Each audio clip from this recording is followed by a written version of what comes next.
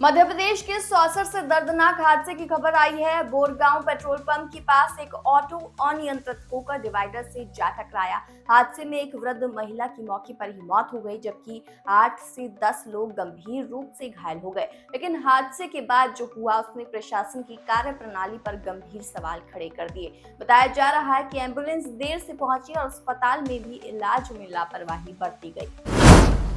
ये घटना शुक्रवार की है, जब कोदे गांव से देरदिंग जा रहे श्रद्धालुओं से भरा ऑटो अचानक अनियंत्रित होकर बोरगांव पेट्रोल पंप के पास डिवाइडर से टकरा गया। हादसे के बाद मौके पर चीख पुकार मच गई। स्थानीय लोगों ने तुरंत राहत कार्य शुरू कर दिया, लेकिन सरकारी एम्बुलेंस यानी 108 सेवा के देर से पहुंचने में सबको नाराज कर दिया। सामाजिक कार्यकर्ता हितेश बांसौर ने बताया कि एम्बुलेंस को कई बार कॉल किया गया, लेकिन करीब आधे घंटे तक कोई रिस्पांस नहीं मिला।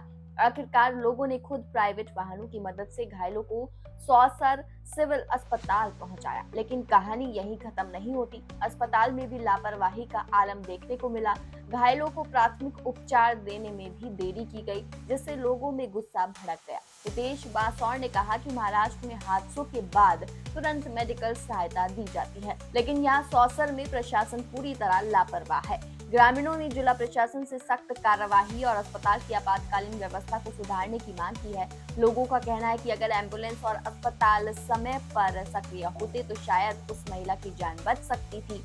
अब सवाल ये है कि हादसों के बाद राहत पहुंचाने में हमेशा देरी क्यों होती है? क्या सिस्टम तब ही जागता है जब किसी की जान चली जाती है? बोरगांव हादसे ने एक बार फिर सरकारी व्यवस्थाओं की पोल खोल दी है। जो घटना हुई अभी ऑटो से, उसके बारे में क्या कहेंगे आप?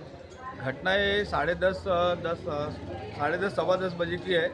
हमको कॉल है कि तुम्हारे सामने के कोई कोदे गाँव के लोगों का एक्सीडेंट हुआ।